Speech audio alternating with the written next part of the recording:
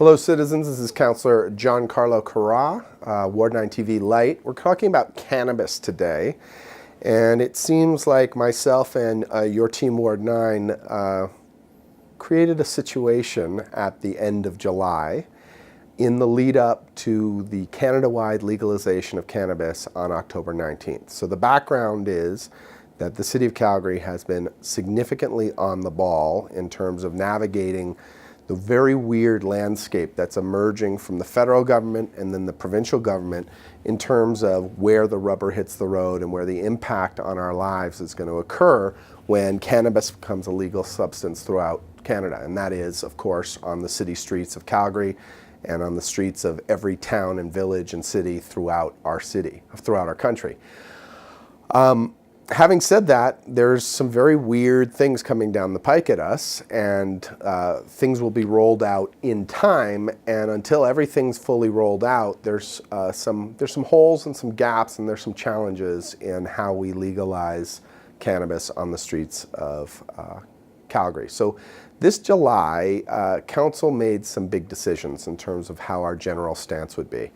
And stance number one was that we wanted to sort of apply the precautionary principle, and we figured that it would be easier to loosen regulations in the future than let the horse out of the barn and then try and get it back in, throwing things wide open. And this was a very tight decision on council. There were some members of council who wanted to be open. There are some members of council who are opposed to the legalization of cannabis, quite frankly. And I found myself sort of in this middle group that was trying to navigate between the two. The other thing that we wanted to do when we were applying the precautionary principle is we wanted to be very respectful of the opinion of our public health officials from the province.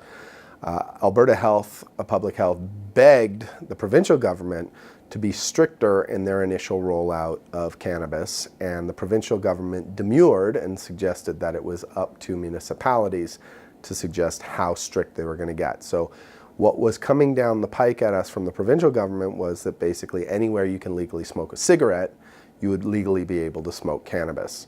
And the concern from the public health officials were that decade after decade, year after year, we've seen a steady decrease in underage drinking. Cannabis, remember, is not just inhaling smoke into your lungs, it is also an intoxicant. We've also seen a steady decrease along the same trend line in underage smoking, and that has massive positive effects on general public health vectors.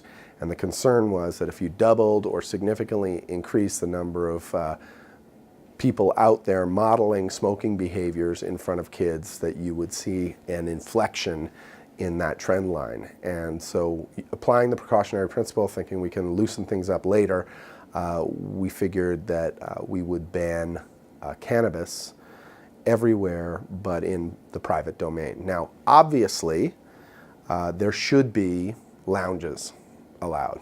When we roll out legalized cannabis, we have to be able to have a place where we can consume it outside of our own homes.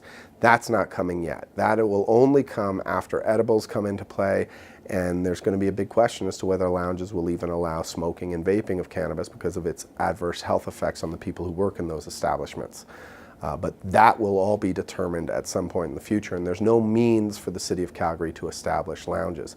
And so when the smoke cleared and we realized that we were taking a slightly harder stance on rolling out cannabis, we realized that there were going to be a significant number of Calgarians and visitors to Calgary who would not have a legal place to consume a legal product.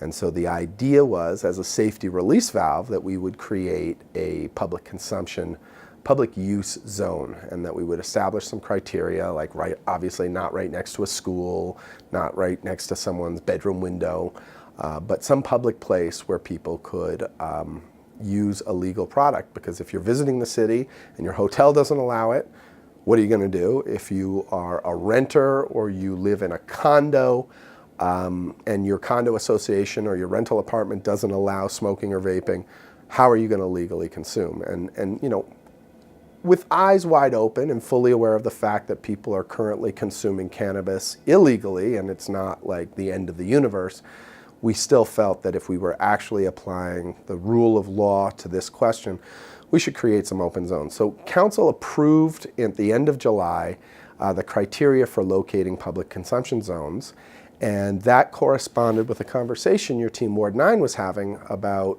how we would sort of apply this to the Great Neighborhoods Principle. And I think in general, the Great Neighborhoods Principle would suggest that every neighborhood should have at least one place where you can legally consume cannabis. And I think my initial thought was that maybe we'd have a conversation with our neighborhood and say, if you had to have a place, where would it be?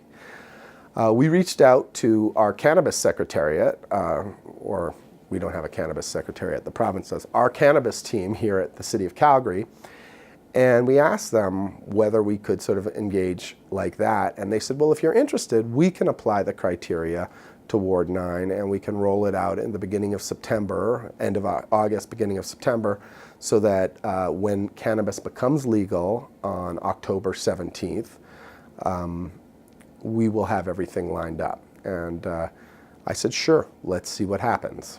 What I discovered towards the end of August, as this was rolling out publicly, was that I was the only member of council that volunteered their ward and the neighborhoods of their ward for this analysis. What we also learned is that every neighborhood in Ward 9 wasn't up for getting one. The criteria was so strict that there were only a couple of places. And when the smoke cleared, Inglewood was on deck for 2, Bridgeland was on deck for 1, and Ogden was on deck for 1. And that was it in the entire city. And what we've been hearing from the public is a lot of concerns. And I would say that the concerns really sort of group into, I mean, there are people who support this and think it's a good idea, but there's a lot of people who think it's a bad idea. And I would say that there's a split between the people who think it's a bad idea and don't think cannabis should be legal and are trying to use this as a opportunity to relitigate the legalization question. And then I think there's a group that are saying, look, we get that cannabis is going to be legal throughout Canada, but we think it's a fundamentally bad idea in these spots for very good reasons.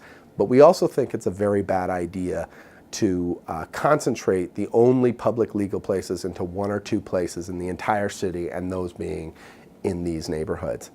And for me, that's the argument that really, really resonates. I think if every single community, every single neighborhood had a green bench where you didn't have to take your kid by and that someone could sit down and legally smoke, that's one thing. If there's literally a couple patches of ground where it's legal in the entire city, the concerns of concentration become significant. And maybe at that point we're not achieving what we need to be achieving. This is coming before council, a public hearing of council on October 9th. It will be a land use item. There will be the opportunity for the public to speak. And if you're interested in this issue, pro or con, I want you to get in touch with our office and we will work with you to make sure that you can be there in public and present to council, or you can get your written submissions in on time.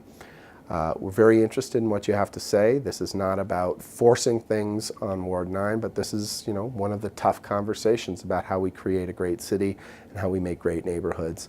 And I'm very open to what you have to tell me.